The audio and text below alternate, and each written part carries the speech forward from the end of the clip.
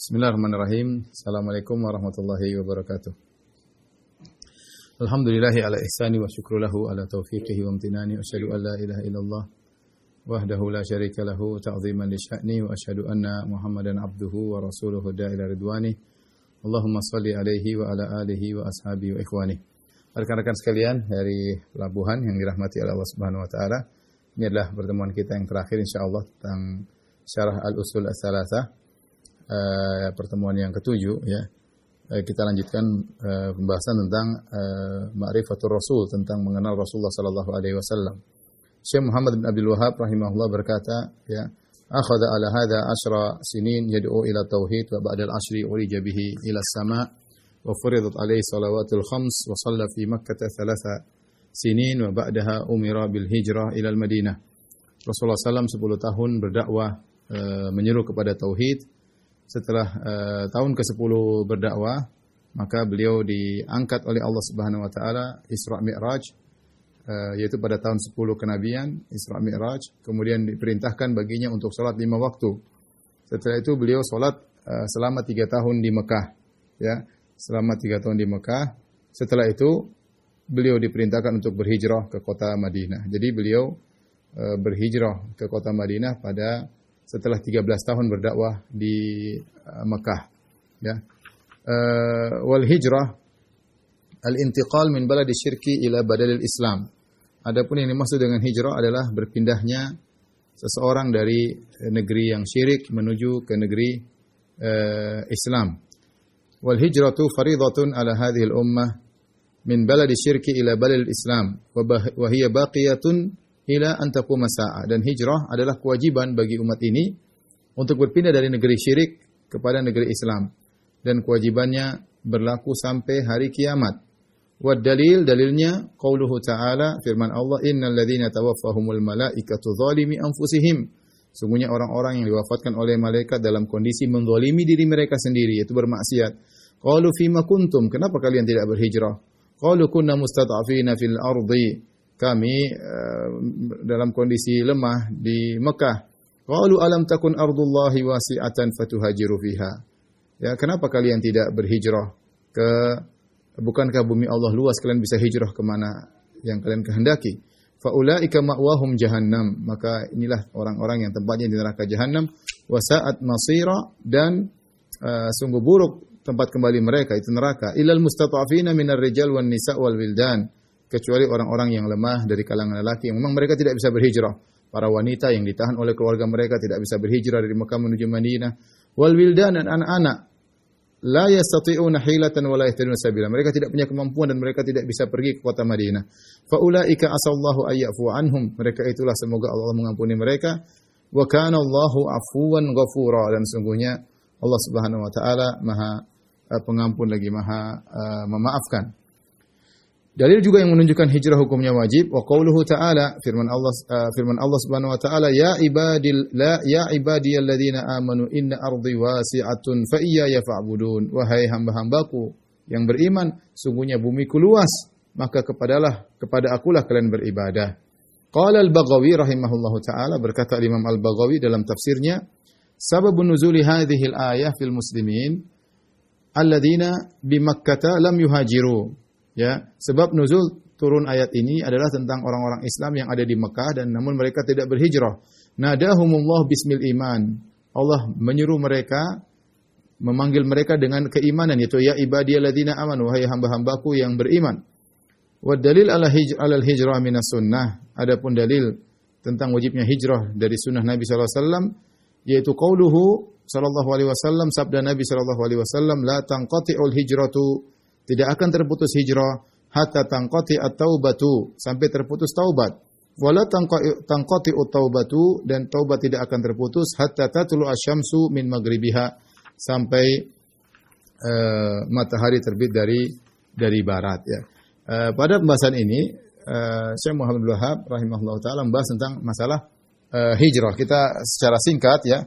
Pembahasan hijrah tentunya luas, tapi secara singkat, ya. Hijrah ada 2 model, yaitu hijrah dari dari negeri kafir, negeri musyrik, ke negeri Islam. Hijrah yang kedua, yaitu hijrah maknawi, yaitu hijrah dari kemaksiatan kepada ketaatan.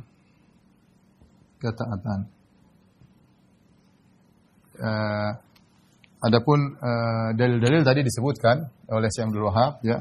Innal ladzina tawaffahumul malaikatu dzalimi anfusihim. Allah mencela orang-orang yang tidak berhijrah. Ya, dalilnya tadi dalil Allah mencela, ya.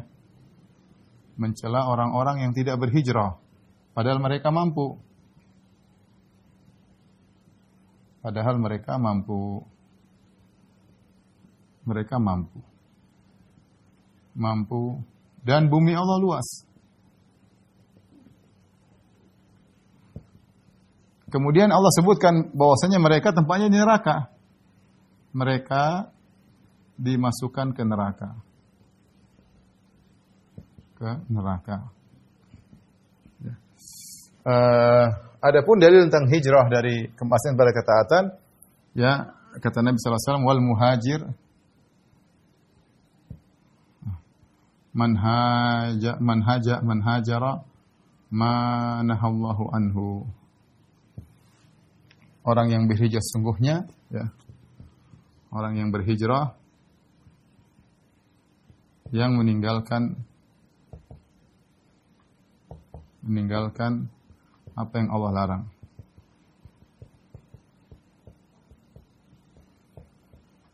Inilah dua hijrah. Kalau kita bisa katakanlah hijrah tempat. Kalau ini adalah hijrah maknawi, ya. Hijrah maknawi, makna. Hijrah dari negeri musyrik dari negeri musyrik ke negeri Islam. Negeri musyrik yaitu apa? Negeri yang tidak ada syiar-syiar Islam secara menyeluruh. Benar di sebagian negara musyrik bahwasanya sebagian tempat ada mungkin kaum muslimin ngumpul, mereka ada masjid, mereka bisa sholat, tetapi tidak secara menyeluruh. Ya, maka tetap saja dikatakan negeri musyrik. Adapun negeri Islam, yaitu yang syiar Islam, ya, syiar Islam itu maksudnya apa? Azan, ya, masjid, kemudian sholat Jumatan, sholat Id, ya, sholat Id dan lain-lain, ya. Ada secara menyeluruh, secara menyeluruh di seluruh negeri,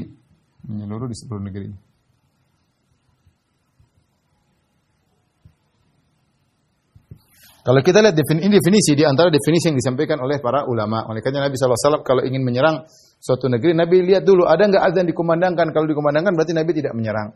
Kalau kita lihat definisi ini, berarti Indonesia adalah negeri Islam, ya. Indonesia negeri Islam, ya. Kenapa? Karena syiar Islam tersebar. Meskipun kita tahu bahwasanya hukum syariat yang berlaku di Indonesia masih campur-campur, ya. Sebagian syariat Islam ada, sebagian masih al-qawanin al-wad'iyah, masih hukum karangan manusia. Tetapi kalau kita tinjau dari syiar Islam, masjid di mana-mana, azan di mana-mana, tidak ada orang dilarang pakai jilbab, orang berjilbab boleh, orang mau sholat Id boleh. Alhamdulillah, ya. Beda kalau kita ke negeri musyrik, seperti kita ke Amerika, kemudian kita pergi ke misalnya Britania atau ke Inggris, kemana-mana, ya, Australia, kita tidak sebebas seperti kita ke Perancis, ya. Mereka negeri musyrik. Yang tersebar mereka adalah syiar-syiar kesyirikan. Gereja lah, anulah, Islam ada, tapi mungkin di lokasi-lokasi tertentu. Maka itulah negeri musyrik. Adalah negeri musyrik, ya. Ini ya, contohnya banyak, ya. Contohnya apa? Singapura, ya. Amerika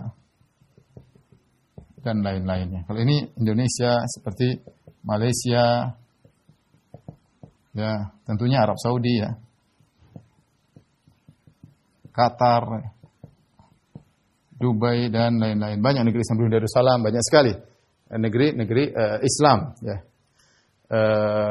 Inilah ketika seorang tinggal di negeri musyrik, maka hendaknya dia berhijrah. Kenapa? Apa hikmahnya seorang berhijrah dari negeri musyrik ke negeri Islam? Karena Allah mengatakan fa iyaya fa'budun wa iyaya fa'budun ya. Ya ibadiyalladzina amanu inna ardi wasi'atun fa iyaya wa iyaya fa'budun. Wahai hamba-hambaku yang beriman, sungguhnya bumiku luas, maka beribadahlah kepadaku. Orang di negeri musyrik, mereka sulit untuk beribadah kepada Allah Subhanahu wa taala. Mereka sulit untuk beribadah kepada Allah Subhanahu. Dan berhijrah dari negeri musyrik ke negeri Islam, maka ini hukumnya sampai hari kiamat. Hukumnya sampai hari kiamat. Seorang boleh tinggal di negeri musyrik ya dengan persyaratan ya, dengan persyaratan. Banyak persyaratan. Persyaratan yang paling utama tinggal di negeri musyrik adalah pertama, dia bisa menjalankan syariat Islam. Dia sholat tidak dilarang, dia Jumatan tidak dilarang, ya. Dia mau puasa tidak dilarang.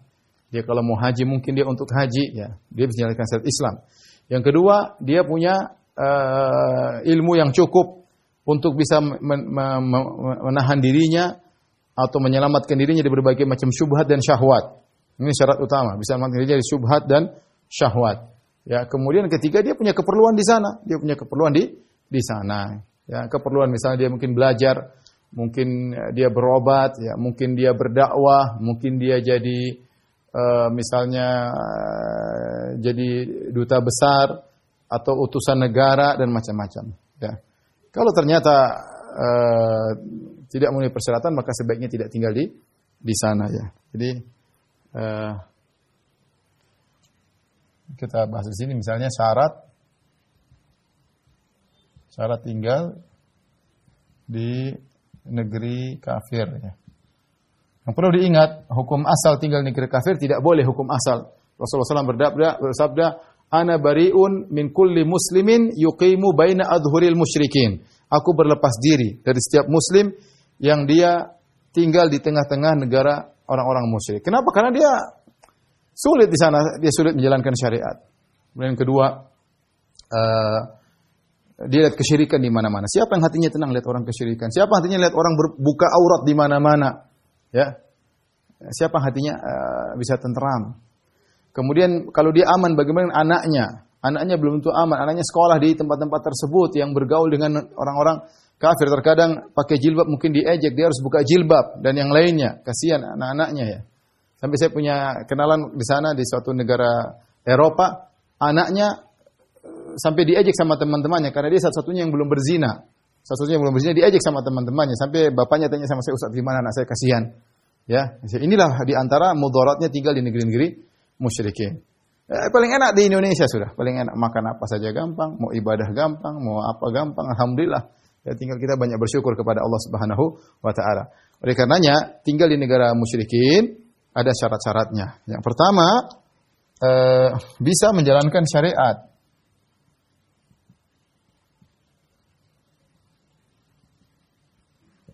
Yaitu bisa sholat, dia bisa pakai jilbab kalau perempuan, dia bisa Jumatan kalau laki-laki, dia bisa sholat Id, dia bisa bayar zakat. Kalau sampai dia tidak bisa menjalankan syariat, wajib bagi dia untuk berhijrah. Wajib bagi dia untuk berhijrah. Misalnya di sana ternyata tidak boleh pakai jilbab. Ngapain di sana? Cari duit. Saya pernah ditanya, "Ustaz, bagaimana?" Saya dari Amerika waktu itu. "Ustaz, bagaimana saya belajar di suatu perusahaan, saya tidak boleh sholat Jumat, Ustaz. Gimana caranya?" Saya bilang, "Keluar dari perusahaan tersebut. Mencari duit kemudian enggak sholat Jumat." Jadi pertama bisa menjalankan syariat. Kalau tidak bisa, maka tidak boleh tinggal di sana. Hukumnya haram. Kalau tinggal di sana harus buka jilbab, haram hukumnya, enggak boleh. Ya, kecuali mungkin bisa sekolah online sehingga tetap bisa pakai jilbab, tidak nampak auratnya. Intinya harus bisa menjalankan syariat. Kalau enggak bisa menjalankan syariat, dosa hukumnya dosa besar, tinggal di negara kafir. Ya, fima kuntum kunna mustata'afina fil ard, kami dahulu susah di Mekah.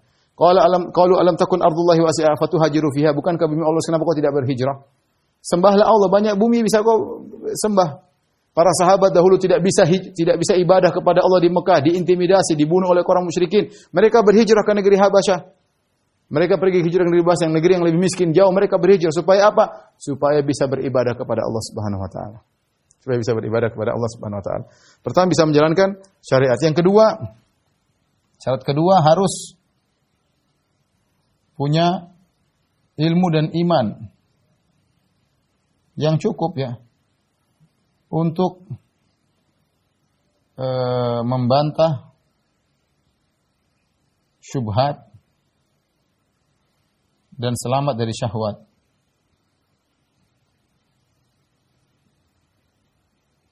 Ya, karena kita tinggal di negara kafir, semuanya terbuka. Saya pernah pergi ke negara Eropa, ini benar-benar seperti kita lihat di berita atau apa, benar-benar laki-laki dan perempuan ciuman depan mata saya. Benar-benar saya lihat, oh benar negara kafir seperti ini. Gimana kita perempuan buka-bukaan ya. Alhamdulillah saya pergi di musim dingin sehingga mereka banyak pakai tutupan. Bagaimana kalau seorang pergi di musim semi, pergi musim panas ya, tinggal di sana ya. Saya pernah jalan sama keluarga. Kata dia, "Firanda ini pantai ini biasanya banyak ikan asin di sini." Ikan asin maksudnya orang-orang berbikini, berjemuran di situ. Alhamdulillah Ustaz datang musim dingin, jadi nggak ada ikan asin di pantai. Ya. Jadi mau saya mengerikan kalau orang tidak punya kuat iman dan tidak punya ilmu, dia bisa jadi liberal. Banyak orang-orang pergi ke sana jadi liberal, banyak sekali. Sampai sana kemudian liberal punya pemikiran, oh semua agama ternyata benar. Oh mereka juga baik-baik kok, akhirnya semua agama benar. Jadi liberal, nggak punya kekuatan iman yang benar. Ya, akhirnya mulailah berubah. Tadinya jilbab wajib nggak jadi wajib. Seperti itu akhirnya. Tadinya nggak Natalan malah ikut ngeramaikan Natalan. Macam-macam pemikiran mulai satu-satu diprotoli. Akhirnya semua agama juga masuk surga. Jangan Islam aja. Saya juga punya teman-teman baik-baik dari sekarang itu. Kalau dia nggak punya, dia tadinya bukan berdakwah, dia malah didakwahi. Dan itu terjadi. Jadi tinggal di negara kafir punya syarat-syarat. Yang ketiga dia ada keperluan syaratnya. Ada kemaslahatan. Ini 3 syarat. 1, 2, 3. Kemaslahatannya ya macam-macam. Ya mungkin dia untuk berobat, oke. Dia untuk berdakwah, oke. Ya, Nabi mengirim para sahabat ke negeri kafir untuk berdakwah. Dia untuk misalnya belajar ilmu tertentu, ya. Atau dia karena urusan kenegaraan dan yang lainnya. Yang penting ada kemaslahatan. Yang penting dia adalah orang diplomat. Yang penting ada kemaslahatan. Ya kalau dicari nafkah darurat misalnya, itu saya nggak tahu ya. Tapi intinya dia harus bisa menjaga diri, ada kemaslahatan. Karena saya katakan saya ketemu dengan sebagian kawan-kawan, orang tuanya oke, bisa jalankan agama, anak-anaknya kacau di sana ya. Yang tidak puasa biasa, tidak pakai jilbab, yang jangan tanya deh.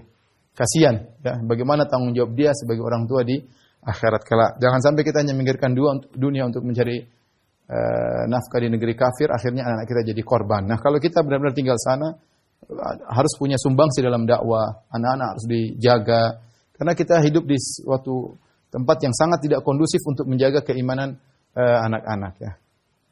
Adapun kalau dia tidak bisa menjalankan syariat, maka wajib dia untuk berhijrah. Kalau tidak berhijrah, maka dia meninggal dalam kondisi dosa besar karena meninggalkan ibadah kepada Allah Subhanahu wa taala.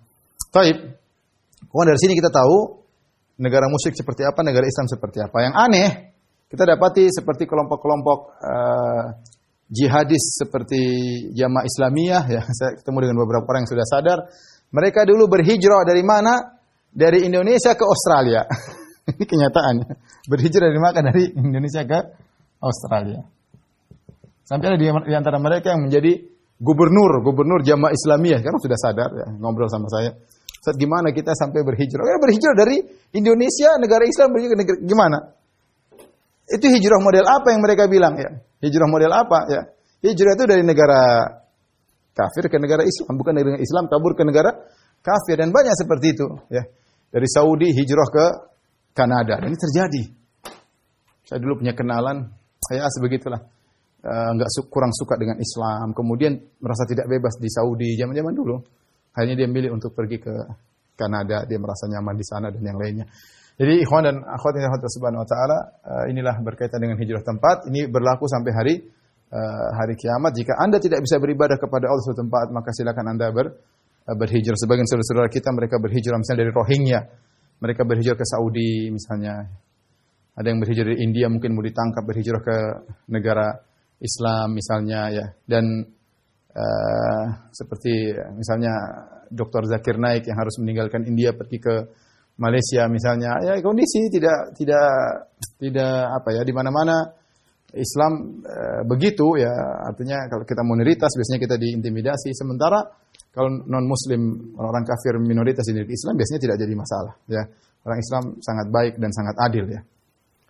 Baik, berikutnya hijrah maknawi yang sering kita bilang ini sudah hijrah. Artinya hijrah dari maksiat, meninggalkan maksiat menuju ke ketaatan ya. Ya, contohnya seperti apa? Contoh apa? Hijrah dari riba atau dari musik. Dari apa lagi? Dari misalnya dari apa kayak maksiat lah, dugem lah, apalah, terserahlah. Ya, banyak hijrah, ini namanya hijrah juga ya. Berhijrah dari maksiat menuju ketaatan, maka dia harus berusaha untuk senantiasa bersabar dalam menjalankan ketaatan kepada Allah Subhanahu wa taala. Ini kira-kira makna sederhana tentang hijrah. Baik, kita lanjutkan.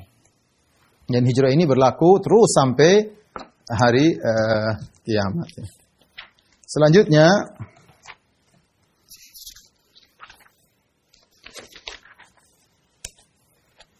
kata Syekh Muhammad Wahab rahimahullah taala, "Falamma istaqarra bil Madinah amara bi baqiyati syara'il Islam atau umira bi baqiyati syara'il Islam, mislu zakat wa shaumi wal haji wal jihad wal adzan wal amri bil ma'ruf wa nahyil munkar wa ghairi dzalik min syara'il Islam." Ketika Rasulullah SAW sudah menetap di kota Madinah, maka Nabi diperintahkan oleh Allah Subhanahu wa taala dengan syariat-syariat Islam yang lain. Sebelumnya cuma sholat doang, tapi ketika sudah menetap di Madinah muncullah syariat yang lain seperti zakat. Zakat sudah ada khilaf, ada yang mengatakan diwajibkan sejak di Mekah, tetapi secara perincian nisab, haul itu baru turun ketika di Madinah ya. Jadi syariat-syariat yang rukun Islam yang lain seperti zakat, puasa dan haji, maka itu baru disyariatkan ketika di kota Madinah. Kemudian puasa, kemudian haji, apalagi kemudian jihad, azan ya. Semuanya di Madinah ya. Kemudian amr bil ma'ruf, beramar ma'ruf, nahyu anil munkar, bernahi munkar. Wa ghairi dzalika min syara' Islam, dan syariat Islam yang lainnya ya. Akhadha ala hadha 10 sinin wa ba'daha tufiya salawatullahi wa salamuhu alaihi. Setelah Nabi berdakwah di Madinah selama 10 tahun, kemudian Nabi meninggal dunia. Nabi meninggal pada tahun 11 Hijriah. Meninggal pada tahun 11 Hijriah ya. Yaitu pada tanggal 12 Rabiul Awal tahun 11 Hijriah ya. Kalau Nabi hari lahirnya diperselisihkan oleh para ulama, tapi kalau hari kematiannya rata-rata para ulama mengatakan tanggal 12 Rabiul Awal, karena ketika Nabi lahir tidak ada yang begitu mengenal dan tidak ada sesuatu di balik itu. Ketika Rasulullah wafat, semua orang tahu dia seorang Nabi sallallahu alaihi wasallam, maka wafatnya pada tahu, yaitu meninggal tanggal hari Senin tanggal 12 Rabiul Awal tahun 11 Hijriah, setelah Rasulullah SAW pulang dari Hajatul Wada. Dan kita lanjutkan, wa dinuhu baqin. Setelah Nabi meninggal maka agamanya masih terus berlanjut. Wa hadza dinuhu. Dan inilah agamanya ya. Agama yang kita ajarkan ini, yang kita bacakan. La khaira illa dallal ummatu alaihi. Illa dallal ummata alaihi. Tidak ada kebaikan apapun kecuali Nabi serukan umatnya kepadanya. Tidak. Wala syarra illa hadzaraha minhu. Tidak ada keburukan apapun kecuali Nabi memperingatkan umatnya dari bahaya keburukan tersebut. Wal khairul ladzi dalla alaihi. Adapun kebaikan yang Nabi tunjukkan kepadanya adalah at-tauhid. At-tauhid. Yang paling utama adalah tauhid. Wa jami'u ma yuhibbuhullah wa yardah. Dan semua yang dicintai oleh Allah dan Rasulnya. Wa syarrul ladzi hadzara minhu, dan keburukan yang Rasulullah memperingatkan darinya adalah asyirku, yang paling parah adalah syirik. Kemudian wa jami'u ma yakrahuhullahu wa ya'bah, segala perkara yang dibenci oleh Allah dan tidak disukai oleh Allah Subhanahu wa taala. Ba'athahullahu ilan nasi kafah. Kemudian masih menjelaskan tentang Rasulullah. Allah mengutus Rasulullah SAW kafah, itu kepada seluruh manusia dan jin. Ya. Dan dalilnya terlalu banyak ya. Inni Rasulullah ilaikum jami'an. Aku adalah utusan Allah, diutus kepada kalian seluruhnya. Wa ma arsalnaka illa rahmatan lil alamin. Tidaklah kami utus engkau wahai Muhammad kecuali sebagai rahmat bagi seluruh alam semesta, termasuk jin dan manusia. Ya, Nabi juga mengatakan wa kana al-anbiya'u qabli bu'itsu ila wa kana an-nabiyyu qabli bu'itsa ila qaumi khassah wa bu'itsu ila nasi 'ammah. Adapun nabi sebelumku mereka diutus kepada kaumnya khusus. Adapun aku diutus kepada seluruh umat manusia. Dan Nabi diutus juga kepada jin, ya. Wa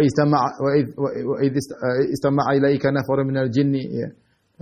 Wa id arsalna dalam ayat Allah mengatakan tatkala ada kelompok jin, ya, yastami'una al-Qur'an, ya. Wa isarafna ilaika nafaran minal jinni yastami'una al-Qur'an, ya. Ada sekelompok jin yang mereka mendengarkan Al-Qur'an dari Nabi sallallahu alaihi wasallam. Ya, falamma hadaruhu qalu ansitu. Tatkala mereka dengar Nabi baca Al-Qur'an, mereka bilang diam dengar. Falamma qudiya wallau ila qaumihim mundzirin. Tatkala Nabi selesai baca Al-Qur'an, mereka pun segera pulang berdakwah kepada kaumnya. Ya qaumana inna sami'na Qur'anan unzila min ba'di Musa, ya. Kemudian mereka mendakwahi kaumnya, ya, wahai kaum kami, wahai para jin sekalian, sungguhnya kami telah mendengar Qur'an yang diturunkan setelah Taurat dan seterusnya. Jadi Nabi diutus untuk jin dan manusia. Wa aftaradallahu ta'atahu ala jami'i tsaqalain. Dan Allah mewajibkan kepada seluruh manusia dan jin untuk taat kepada Nabi sallallahu alaihi wasallam. Al-jin wal ins, jin dan manusia. Wa dalil, adapun dalilnya qauluhu ta'ala, firman Allah, qul ya ayyuhan nasu inni rasulullah ilaikum jami'an. Wahai manusia sekalian, sungguhnya aku adalah utusan kepada kalian seluruhnya. Wa akmalallahu bihi din, dengan diutusnya Nabi Allah telah sempurnakan agama, seluruhnya agama, ya. Wa dalil, jadi Islam adalah agama terakhir dan Muhammadlah nabi yang terakhir. Konsekuensi dari nabi terakhir, agamanya harus sempurna. Tidak ada lagi yang datang untuk menyempurnakannya. Kalau agama-agama sebelumnya tidak sempurna, tidak ada masalah. Karena akan datang Nabi terakhir yang menyempurnakan. Makanya Nabi SAW mengatakan, perumpamaanku dengan perumpamaan para Nabi dalam hadis yang sahih, seperti seorang bana daron, dia membangun sebuah bangunan. Dia sudah taruh semua batanya kecuali tinggal satu bata, maudhi'ul labinah, tinggal satu bata saja. Orang-orang pun datang, yatufun, mereka berkeliling di rumah tersebut, mereka bilang sungguh indah rumah ini. Cuma ada satu bata yang belum dipasang. Kata Nabi, itulah aku bata tersebut. Ya, jadi dengan diutusnya Nabi sempurnalah agama. Ya, tidak perlu ada nabi baru yang akan menyempurnakan agama Nabi Muhammad sallallahu alaihi wasallam. Apalagi orang-orang liberal yang mengatakan bahwasanya sudah syariat Islam, Al-Qur'an tekstual dan hadis-hadis tekstual itu hanya cocok untuk 1400 tahun yang lalu. Sekarang kita harus berijtihad untuk membuat hukum-hukum baru yang relevan dengan kondisi masyarakat sekarang. Oh, Islam tidak butuh nabi baru, apalagi butuh kepada orang liberal. Sedangkan Nabi Isa alaihissalam di akhir zaman turun pakai syariat Nabi Muhammad sallallahu alaihi wasallam. Jadi sudah sempurna. Di antara konsekuensi dari kesempurnaan kesempurnaan agama, maka Nabi Muhammad menjadi nabi yang terakhir. Dan di antara konsekuensi Nabi menjadi nabi terakhir, dia harus diutus kepada seluruh umat manusia. Ya, kepada seluruh manusia. Karena kalau diutus cuma sebagian, berarti masih ada butuh yang lain, nabi yang lain untuk kepada suku yang lain. Karena dia nabi terakhir, maka diutus untuk kepada seluruh umat manusia.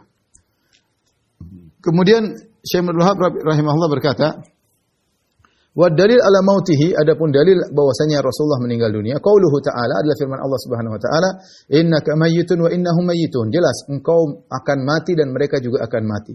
Di sini Allah menyamakan tentang kematian Nabi dengan kematian orang-orang musyrikin, sama-sama mati meskipun kondisi di alam barzakh berbeda. Kalau para syuhada mereka hidup di alam barzakh, adapun orang-orang kafir mereka disiksa dalam alam barzakh. Kata Allah, innaka mayyitun wa innahum mayyitun. Kau akan mati sebagaimana mereka akan mati. Summa innakum yaumal qiyamati inda rabbikum takhtasimun. Kemudian kalian pada hari kiamat akan berseteru di hadapan Rabb kalian, itu Rabb kalian akan menyidang kalian. Wan nasu idza matu yub'atsun. Kalau orang sudah meninggal akan dibangkitkan. Jadi kita harus tahu bahwasanya Nabi sallallahu alaihi wasallam meninggal. Ya, Nabi sallallahu alaihi wasallam meninggal sebagaimana nabi-nabi yang sebelumnya. Makanya kata Allah Subhanahu wa taala, wa ma Muhammadun illa rasulun qad khalat min qablihi rusul afa immata aw qutilan qalabatum ala aqabikum. Tidaklah Muhammad kecuali seorang rasul dari telah berlalu sebelumnya rasul-rasul yang lain. Apakah jika dia mati, kalian akan menjadi murtad kembali? Jadi ketika Rasulullah SAW meninggal dunia, ya, Umar bin Khattab tidak terima. Umar bin Khattab tidak begitu. Dia mengatakan Umar bin Khattab dia hanya pergi sebagaimana Musa akan kembali. Ya. Siapa yang bilang Muhammad mati lawan saya ya. Semua orang takut, tidak ada yang berani berbicara dengan Umar karena Umar begitu hebat ya. Sampai datang Abu Bakar radhiyallahu anhu. Abu Bakar pergi ke waktu itu Abu Bakar lagi agak jauh. Dia pergi ke Nabi, dia cium kening Nabi sallallahu alaihi wasallam, kemudian dia datang ke tempat orang-orang lagi kumpul. Maka Abu Bakar kemudian berbicara. Semua orang perhatian sama Abu Bakar. Kata Abu Bakar radhiyallahu anhu, ya, man kana ya'budu Muhammadan fa inna Muhammadan qad mat. Barang siapa yang menyembah Muhammad, Muhammad sudah mati. Wa man kana ya'budullah. Barang siapa yang menyembah Allah, fa inna Allah hayyun la yamut. Allah Maha hidup dan tidak akan mati. Kemudian dia bacakan firman Allah, innaka mayyitun wa innahum mayyitun. Allah telah berfirman, sungguhnya kau akan mati sebagaimana mereka akan mati. Allah juga berfirman, wa Muhammadun illa rasulun qad khalat min qablihi rusul. Afa immata aw qutilan qalabatum ala aqabikum. Bahwasanya Muhammad hanyalah seorang rasul setelah berlalu rasul sebelumnya. Sebagaimana rasul-rasul sebelumnya pada meninggal, dia juga akan meninggal. Saya para sahabat mengulang-ulangi ayat itu. Mereka baru sadar sampai Umar berkata seakan-akan saya baru mendengar ayat ini. Padahal mereka sudah hafal ayat itu. Mereka sudah hafal ayat itu, tapi ketika dalam kondisi mereka lupa. Abu Bakar yang dengan tegar mengingatkan mereka bahwasanya Rasulullah SAW sudah meninggal dunia. Taib, Rasulullah SAW tentu di alam barzah hidup ya, dengan kehidupan yang khusus. Orang-orang sebagaimana para syuhada Allah Subhanahu Wa Taala mengatakan, wala taqulu lima yuqtalu fi sabilillahi amwat bal ahya'un. Ya, jangan kau berkata orang-orang yang terbunuh di jalan Allah mereka sudah mati padahal mereka masih hidup ya. Ya, dalam ayat yang lain yurzaqun, yaitu mereka masih diberi rezeki oleh Allah Subhanahu wa taala ya. Ya. Tetapi ketika mereka di alam barzakh, mereka hidupnya bukan seperti hidup di atas muka bumi, hukumnya berbeda. Oleh karenanya para syuhada mereka meninggal dan mereka dikubur. Mereka hidup di sisi Allah, indallahi yurzaqun. Ya, mereka di sisi Allah dapat rezeki. Tapi mereka bukan seperti hidup di atas muka bumi. Buktinya mereka dikuburkan dan mereka bukan seperti orang hidup di atas muka bumi. Karenanya hukum-hukum yang berkaitan dengan kematian diberikan kepada mereka. Contohnya, orang-orang para syuhada meninggal, maka istrinya jadi janda. Boleh dinikahi enggak? Boleh. Kenapa? Karena sudah meninggal suaminya. Seandainya suaminya masih hidup seperti manusia di atas muka bumi, maka istrinya enggak boleh dinikahi. Kemudian juga di antaranya hartanya diwariskan. Kalau dia masih hidup seperti di atas muka bumi, maka tidak boleh hartanya diwariskan. Dia hidup tapi dalam alam barzah, alam tersendiri. Maka tidak boleh kita menganalogikan, dia hidup sama seperti kita. Kalau kita boleh kita minta tolong, kalau begitu boleh kita minta doa, macam-macam. Ini enggak boleh. Enggak boleh karena alamnya tersendiri. Dan itu yang dipahami oleh para sahabat. Ya. Bosnya Nabi SAW sudah meninggal. Seandainya Nabi masih bisa jalan-jalan seperti yang lainnya, dianggap seperti hidup di muka bumi, maka para sahabat enggak perlu nangis. Para sahabat kenapa sedih? Kenapa mereka nangis? Ya, karena mereka tahu Nabi sudah selesai. Dia di alam lain, bukan seperti alam kita. Ya. Ya. Kalau Nabi ternyata masih jalan-jalan seperti dipersangkakan sebagian orang, hadir di acara ini, hadir di acara itu. Ya para sahabat tinggal konsultasi sama Nabi kalau ada masalah. Sementara mereka menghadapi banyak permasalahan besar, bahkan permasalahan perang saudara di antara mereka. Tidak seorang pun datang ke kuburan Nabi, ya Rasulullah kita ada masalah. Solusinya bagaimana? Enggak ada. Karena mereka paham Rasulullah SAW hidup tapi dalam alam barzakh, bukan alam dunia. Kemudian kata Syekh Abdul Wahab rahimahullah ta'ala, wan nasu idza matu yub'atsun, dan orang-orang setelah meninggal dunia akan dibangkitkan. Selesai disebutkan tentang Nabi sallallahu alaihi wasallam. Setelah manusia meninggal akan dibangkitkan. Wa dalil qauluhu ta'ala, dalilnya firman Allah, minha khalaqnakum wa fiha nu'idukum. Dari dunialah kami menciptakan kalian. Wa fiha nu'idukum, dan di dunialah kami akan kembalikan kalian, itu dikuburkan. Wa minha nukhrijukum taratan ukhra, dan dari bumilah kami akan mengeluarkan kalian untuk kedua kali. Ya, yaitu di hari kiamat, hari kebangkitan.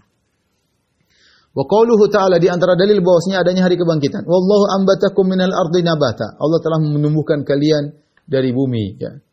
Tsumma yu'idukum fiha wa yukhrijukum ikhraja. Kemudian Allah kembalikan kalian ke bumi, itu dikubur, wa yukhrijukum ikhraja, dan Allah akan keluarkan kalian itu dengan dibangkitkan. Kemudian kata beliau, wa ba'dal ba'si muhasabun. Setelah hari dibangkitkan mereka akan dihisab. Majziyuna bi a'malihim, mereka akan dibalas sesuai dengan amalan mereka. Wa dalil qauluhu ta'ala. Adapun dalilnya liyajziyal ladzina asa'u bima 'amilu wa yajziyal ladzina ahsanu bil husna. Allah bangkitkan mereka agar Allah membalas orang-orang yang beramal saleh sesuai dengan amalan mereka dan Allah akan membalas orang-orang yang beramal buruk sesuai dengan amalan mereka. Ya, kemudian beliau berkata, "Wa man kadzdzaba bil ba'tsi kafara." Barang siapa yang mengingkari hari kebangkitan maka dia telah kafir. Wa dalil qaul, apa dalilnya orang yang mengingkari hari kebangkitan kafir? Za'amal ladzina kafaru alla yub'atsu. Orang-orang kafir menyangka mereka tidak bakalan dibangkitkan. Qul bala wa rabbi latub'atsunna. Katakanlah demi Rabbku, sungguh kalian akan dibangkitkan. Tsumma latunabba'unna, bukan cuma dibangkitkan, kalian akan dikabarkan bima amiltum, apa yang kalian kerjakan akan dibongkar oleh Allah pada hari kiamat. Wa dzalika 'ala Allahi yasir, dan itu sangat mudah bagi Allah Subhanahu wa taala. Kemudian jadi beliau sebutkan ya bahwasanya adanya hari kiamat, ada hari kebangkitan, kita harus yakin hal tersebut. Dalil terlalu banyak dalam Al-Qur'an. Logika yang Allah bawa akan di antara dalil akan adanya hari kebangkitan yaitu banyak. Allah sebutkan di antaranya la khalqus samawati wal ard akbar min khalqin nas. Penciptaan langit dan bumi lebih hebat daripada penciptaan manusia. Kalau Allah bisa menciptakan langit dan bumi dengan hebat, menciptakan kalian kembali mudah. Hidupkan kembali mudah. Anggap saja proses awal mudah. Bumi dan langit Allah bisa ciptakan, mau hidupkan kalian kembali mudah. Kemudian dalil yang lainnya kata Allah Subhanahu wa taala bahwasanya sebagaimana Allah menciptakan kalian, qul yuhyiha alladhi ansha'aha awwala marrah. Ketika orang kafir mengatakan man yuhyil aidhama wa hiya ramim. Siapa yang bisa menghidupkan kembali tulang-tulang setelah menjadi hancur lebur? Jawabannya mudah, qul yuhyiha alladhi ansha'aha awwala marrah. Akan menghidupkannya yang pernah menciptakannya pertama kali. Kalau Allah pernah menciptakan manusia, mau membangkitkan gampang sekali. Bukankah pengulangan menurut pandangan kita lebih ringan daripada permulaan? Yang ulang lebih mudah, sudah pernah bikin tinggal diulang gampang, sederhana. Sederhana, mudah bagi Allah. Dan dua-duanya mudah bagi Allah. Mau ulangi lagi, tidak ada, sama-sama mudah bagi Allah. Tapi bagi kita logikanya, wa huwa ahwanu alaih, bahwasanya membangkitkan harusnya lebih mudah daripada menciptakan pertama kali. Ya. Meniru, gampangnya meniru lebih mudah daripada meng-create. Ya. Tapi intinya ini di antara dalil akan adanya hari kebangkitan. Kemudian di antara dalil akan adanya kebangkitan, Allah menjadikan sebagian orang dibangkitkan. Contohnya seperti kisah kalladzi marra ala qaryatin wa hiya khawiyatun ala ursyiha. Kisah seorang soleh yang kemudian meninggal, Allah matikan selama 100 tahun. Tsumma ba'atha. Kemudian Allah bangkitkan dia. Qala kam labis? Berapa lama kau mati? Qala labithu yauman aw ba'dha yaum. Aku hanya mati 1 hari atau setengah hari. Qala bal labitha mi'ata amin. Sebaliknya justru kau telah mati selama 100 tahun. Fanzur ila himarika. Lihatlah dongkimu, keledaimu, lihatlah makananmu. Allah pernah matikan 100 tahun, Allah hidupkan lagi. Berarti bisa. Contoh lagi yang mirip dengan ini, Ashabul Kahfi, tidur 300 tahun, Allah bangkitkan mudah dalam kondisi normal. Ya. 300 tahun harusnya sudah hancur lebur. Tapi Allah bisa bangunkan kembali mereka dalam kondisi normal. Contoh lagi, ada orang pernah mati di zaman Nabi Musa alaihissalam. Mati, kemudian dipukul pakai bagian dari sapi, hidup kembali. Allah bisa menghidupkan, buktinya. Ya. Jadi kenyataannya ada, Allah kasih contoh bahwasanya bisa mengembalikan. Adapun dalil yang terakhir ini secara umum tentang adanya hari kebangkitan, bahwasanya kalau kita lihat untuk manusia ada direktur, kemudian anak buahnya bertengkar, yang satu zalim yang lain, dia direktur ini diam-diam saja, kita bilang ini orang enggak pantas jadi direktur. Kenapa? Anak buahnya bertengkar, dia diam-diam saja. Nah, bagaimana lagi Rabbul Alamin? Rabbul Alamin yang menciptakan manusia. Yang di dalam kejadian manusia terjadi berbagai macam kriminal, kerusakan, satu bunuh yang lain, satu korupsi yang lain, satu bohong yang lain, satu banyak kejadian-kejadian. Kemudian Allah biarkan saja. Tidak pantas ada Tuhan seperti ini. Tidak pantas. Ya, logika mengharuskan bahwasanya kita di atas muka bumi ini, baik yang menzalimi dan dizalimi, harus dibangkitkan untuk dimintai pertanggungjawaban. Jadi inilah tadi dalil adanya hari kebangkitan. Saya ulangi, yang pertama, Allah pernah mencipta, ngulangi lebih gampang. Yang kedua, kalaulah suatu kebangkitan adalah proses yang baru create yang baru, mudah bagi Allah. Kenapa? Karena banyak hal-hal yang Allah ciptakan lebih hebat dari sekedar membangkitkan, seperti langit dan bumi. Jadi mudah. Yang ketiga, Allah pernah mencontohkan orang-orang yang Allah matikan, kemudian Allah hidupkan lagi. Pernah terjadi di zaman-zaman dulu. Ya. Kemudian yang keempat, konsekuensi logika menunjukkan bahwasanya kita harus dibangkitkan untuk dimintai pertanggungjawaban. Dan itu adalah konsekuensi dari Tuhan yang benar. Kalau dia tidak bangkitkan kita, tidak beri pertanggungjawaban, tidak meminta pertanggungjawaban, Tuhan enggak beres. Jadi konsekuensi logis bahwasanya memang kita harus dibangkitkan. Makanya orang menolak adanya hari kebangkitan orang kafir. Za'amal ladzina kafaru, sungguhnya orang kafir menyangka alla yub'atsu, bahwasanya mereka tidak akan dibangkitkan. Maka orang yang mengingkari hari kebangkitan adalah orang yang dikafirkan, orang yang kafir. Kemudian Syekh Abdul Wahab rahimahullah berkata, wa arsalallahu jami'ar rusuli mubasysyirin wa mundzirin. Allah mengutus seluruh rasul sebagai mubasysyirin sebagai pemberi kabar gembira, wa mundzirin sebagai pemberi peringatan. Inilah tugas para nabi, beri kabar gembira, siapa yang beriman akan bahagia di dunia dan di akhirat. Beri peringatan, siapa yang kufur akan sengsara di dunia dan sengsara di akhirat. Wa dalil, adapun dalilnya qauluhu ta'ala, dalilnya adalah firman Allah Subhanahu wa taala, rusulan mubasysyirin wa mundzirin. Para rasul kami utus sebagai pemberi kabar gembira, sebagai pemberi peringatan, li alla yakuna linnasi 'alallahi hujjatun ba'da rusul, agar orang-orang tidak punya dalil argumentasi setelah diutus kepada mereka rasul. Seandainya para rasul tidak diutus kepada mereka, mereka akan berdalil, ya Rabbku, kita dulu enggak tahu, enggak ada rasul, karena rasul sudah diutus. Kalaupun para rasul meninggal, maka murid-muridnya mengemban tugas mereka, maka hujjah telah tegak. Tidak mungkin seorang kemudian cari alasan di akhirat, ya Allah, aku enggak tahu, sementara setelah diutus kepadanya nabi dan para dai. Ya. Awwaluhum Nuhun alaihissalam. Rasul yang pertama adalah Nabi Nuh alaihissalam. Wa akhiruhum, yang paling terakhir adalah Muhammad sallallahu alaihi wasallam. Wa dalil ala anna awwalahum Nuhun alaihissalam qauluhu ta'ala, inna auhayna ilaika kama auhayna ila Nuhin wan nabiyyin min ba'di. Dan dalil bahwasanya Nuh adalah rasul yang pertama, firman Allah, inna auhayna ilaika, wahai Muhammad kami beri wahyu kepada engkau, kama auhayna ila Nuhin wan nabiyyin min ba'di, sebagaimana kami memberi wahyu kepada Nabi Nuh dan nabi-nabi setelahnya. Jadi yang Allah tidak mengatakan kepada Nabi Adam, tapi Allah mengatakan kepada Nabi Nuh. Sehingga dalil bahwa Nuh adalah rasul yang pertama, dan itu telah jelas dalam hadis syafaatul uzma di hari kiamat kelak. Orang-orang datang kepada Nabi Nuh, orang-orang berkata, "Ya Nuh, anta awwalur rusuli ila ahlil ardi." Wahai Nuh, engkau adalah rasul yang pertama yang Allah utus kepada penghuni bumi. Wa kullu ummatin ba'atsallahu ilaihi rasulan min Nuhin ila Muhammad. Seluruh umat diutus oleh mereka, Allah mengutus rasul kepada mereka. Mulai dari Nuh sampai Nabi Muhammad. Ya'muruhum bi ibadatillahi wahdahu. Semuanya menyuruh mereka untuk beribadah kepada Allah semata. Wa yanhahum an ibadati taghut, dan mereka dilarang untuk menyembah taghut. Wa dalil qauluhu ta'ala, dan dalilnya walaqad ba'atsna fi kulli ummatin rasulan an ibudullaha jitanibu taghut. Kami telah mengutus kepada setiap umat seorang rasul yang menyuruh seluruh rasul, sembahlah Allah semata dan jauhilah taghut. Ya. Waftaradallahu ala jami'il ibadi al-kufra bit-taghut, dan Allah mewajibkan bagi seluruh hamba untuk kufur kepada taghut. Wal imana billah, kafir kepada taghut dan beriman kepada Allah. Qala Ibnu Qayyim rahimahullah berkata, at-taghut ma tajawaza bihil 'abdu haddahu min ba'budin aw matbu'in aw muta'in. Namanya taghut yang kita disuruh untuk menghindarinya adalah segala perkara yang hamba telah melampaui batasannya. Baik suatu yang disembah, suatu yang diikuti, atau yang satu ditaati. Ini semua bisa jadi taghut. Disembah atau ditaati atau diikuti.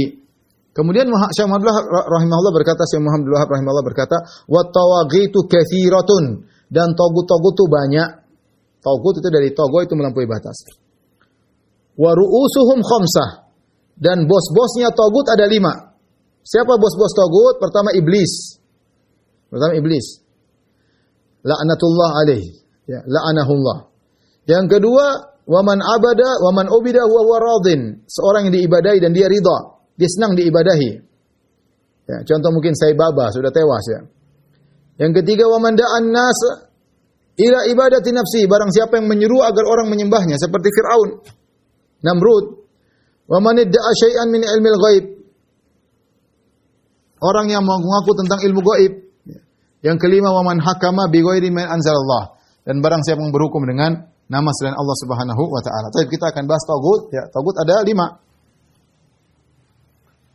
Jadi semua rasul mengatakan ani abudullah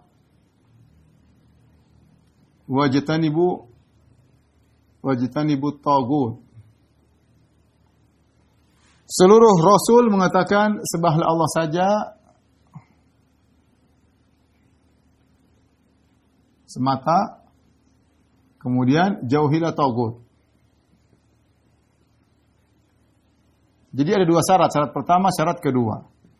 Wa may yakfur bit-taghuti wa yu'min billah. Sama seperti Allah Subhanahu wa taala, faqad istamsaka bil urwatil wuthqa, kata Allah Subhanahu wa taala, wa may yakfur bit-taghut.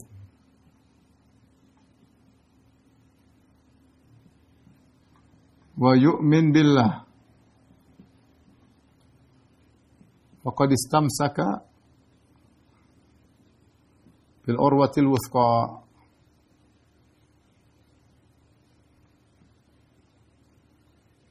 La infisama laha. La infisama laha. Barang siapa yang kufur kepada tagut dan beriman kepada Allah. Kufur kepada tagut. Beriman kepada Allah. Jadi, tauhid itu bukan cuma hanya beriman kepada Allah, tapi harus kufur kepada kesyirikan. Dua, makanya la ilaha illallah. Bukan illallah doang. Tidak ada sembahan yang berhak disembah, berlepas diri, kecuali Allah. Itu namanya tauhid. Membuang kesyirikan, memperkokoh keimanan. Sama, harus kufur kepada tagut, beriman kepada, bukan cuma beriman kepada Allah. Ini beriman kepada Allah, tapi enggak apa-apa lah, orang mau nyembah itu terserah masing-masing, enggak apa-apa, mungkin mereka baik juga, ya udah kita pakai kacamata kita, mereka pakai melihat pakai kacamata mereka. Enggak benar. Kita harus kufur kepada tagut. Kita harus menjelaskan kesyirikan, kita harus mengatakan tidak terima kesyirikan. Yang kita bilang semuanya benar. Itu tidak benar, itu adalah kesalahan, ya. Tagut ada 5, kata tagut banyak.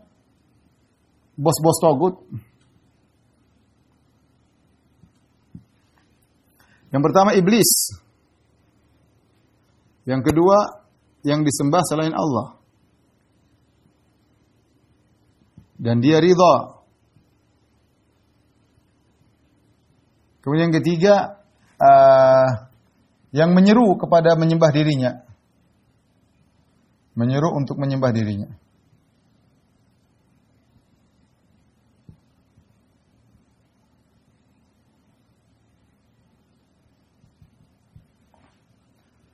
Kemudian yang keempat yang mengaku mengetahui ilmu gaib.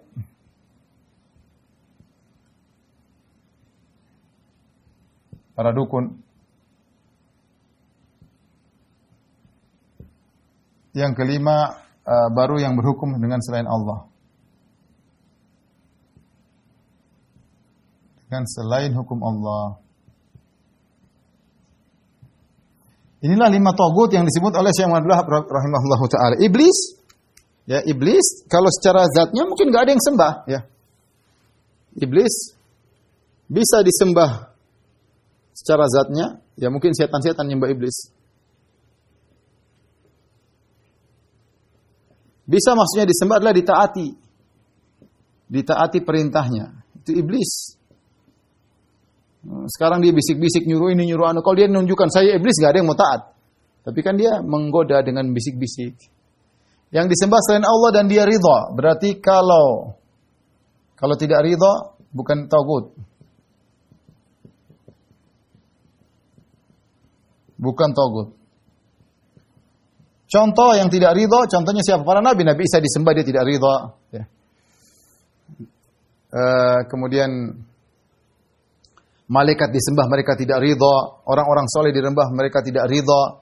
Kalau yang ridha disembah, ya, maka dia tagut. Ya.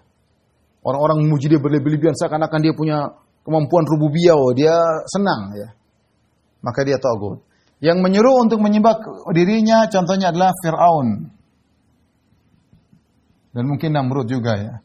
Yang mengaku mengetahui ilmu gaib adalah para dukun. Yang menyeru kepada selain Allah itu para orang-orang yang menyeru yang menghukum kepada selain hukum Allah Subhanahu wa taala. Dan menghukum kepada hukum selain Allah, hukum asal adalah syirik kecil, namun kalau dia meyakini bahwasanya hukum yang dia buat sebanding dengan hukum Allah, maka dia syirik besar. Atau dia merasa hukum saya lebih baik daripada hukum Allah, hukum kami lebih relevan daripada Quran, kafir kepada Allah Subhanahu wa taala. Atau dia mengatakan, ya Allah punya hukum, kita juga boleh bikin hukum. Enggak apa-apa, ya masing-masing. Ini kafir juga. Ya, menempatkan dirinya seperti sama-sama membuat hukum seperti Allah Subhanahu wa taala. Padahal kata Allah, inil hukmu illa lillah. Tidak ada hukum kecuali hukum Allah Subhanahu wa taala. Hati-hati, ini model-model tagut yang harus kita jauhi. Baik. Wa dalil qauluhu ta'ala la ikraha fid din qad tabayyana rusdu minal ghayy faman yakfur bit taghuti wa min billahi faqad istamsaka bil urwatil wuthqa. Hada makna la ilaha illallah. Dalil bahwasanya kita harus kufur kepada tagut. Tadi ayatnya la ikraha fid din, tidak ada paksaan dalam agama. Qad tabayyana rusdu minal ghayy, telah jelas kebaikan daripada kesesatan. Faman yakfur bit taghuti, siapa yang kufur kepada tagut, wa yu'min billah, beriman kepada Allah, faqad istamsaka bil urwatil wuthqa, maka dia telah memegang tali Allah yang kuat, ya. Wa hadza makna la ilaha illallah, inilah makna la ilaha illallah. Sama la ilaha illallah, tidak ada yang berhak disembah kecuali Allah. Berarti ada yang dikufuri, tagut dikufuri, ditetapkan Allah. Sama dengan yang kita sebutkan tadi. Kufur kepada tagut, yang disembahnya Allah. Sama dengan la ilaha illallah, ya. Wa fil hadis ra'sul amril Islam wa amuduhu salat wa dhirwatu sanamihi al jihad fi sabilillah. Dalam hadis ra'sul amr al Islam, yang paling tinggi pokok dari segala perkara adalah Islam dan tiangnya adalah salat. Kemudian puncaknya adalah jihad fi sabilillah. Wallahu a'lam. Wa sallallahu ala Muhammadin wa ala sahbihi wasallam. Demikianlah kita selesai dari kitab salah satu usul atau usul as-salasa karya Syekh Abdullah rahimahullahu taala. Tapi demikian saja kawan-kawan di pelabuhan, kita alhamdulillah telah selesai dari kajian syarah usul salasa, semoga bermanfaat. Mudah-mudahan kita bisa lanjut di kitab yang lain yang juga bermanfaat. Kurang lebihnya saya mohon maaf. Wabillahi taufiq wal hidayah. Assalamualaikum warahmatullahi wabarakatuh.